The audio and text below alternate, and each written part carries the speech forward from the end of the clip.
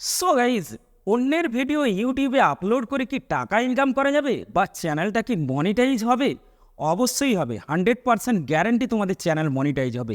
এই মনিটাইজ থেকে কেউ আটকাতে পারবে না। বা যারা এই ধরনের চ্যানেল খুলতে চাইছে যে অন্যের কন্টেন্টকে নিজের চ্যানেলে আপলোড করে টাকা ইনকাম করবে, তাদের ক্ষেত্রে কিন্তু এই ভিডিওটা খুবই ইম্পর্ট্যান্ট। স্কিপ না করে শেষ পর্যন্ত দেখবে।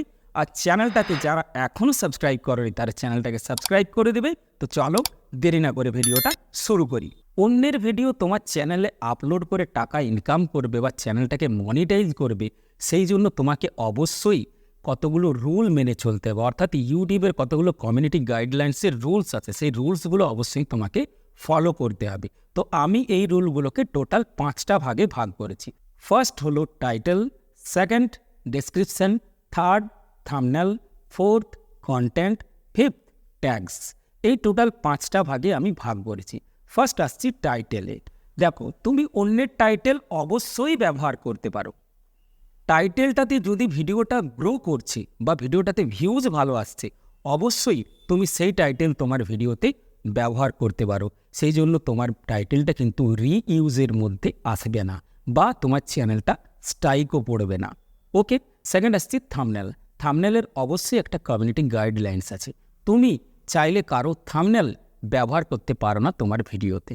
অর্থাৎ যদি কোনো বড় ক্রিয়েটরের থাম্বনেল হয়, তুমি যদি সেটা তোমার ভিডিওতে ইউজ করো, তাহলে অবশ্যই সেটা রিইউজের মধ্যে আসবে এবং চ্যানেলটাতে স্ট্রাইক পড়বে।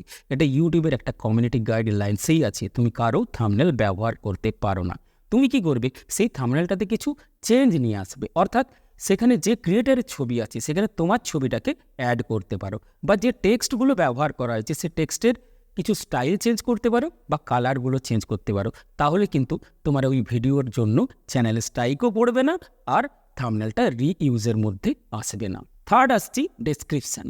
দেখো, তুমি অন্যের ডেসক্রিপশানকে কপি করে তুমি তোমার ভিডিওতে লাগাতে পারো, কিন্তু সেই ডেসক্রিপশানে দেখবে তার সোশ্যাল মিডিয়ার লিঙ্ক আছে বা আদার্স তারই ভিডিওর কোনো লিঙ্ক আছে।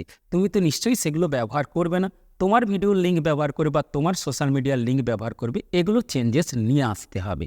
তুমি হুবহু অন্য ক্রিয়েটারের ডেসক্রিপশানটা টোটালি কপি করে দিয়ে দিলে, তাহলে অন্য ইউজার যখন তোমার ভিডিওটা দেখবে এবং ডেসক্রিপশানটা ফলো করবে, তখন দেখবে যে এ তো নিজের কিছু কন্টেন্ট নেই, অন্যের কন্টেন্টকে কপি করে।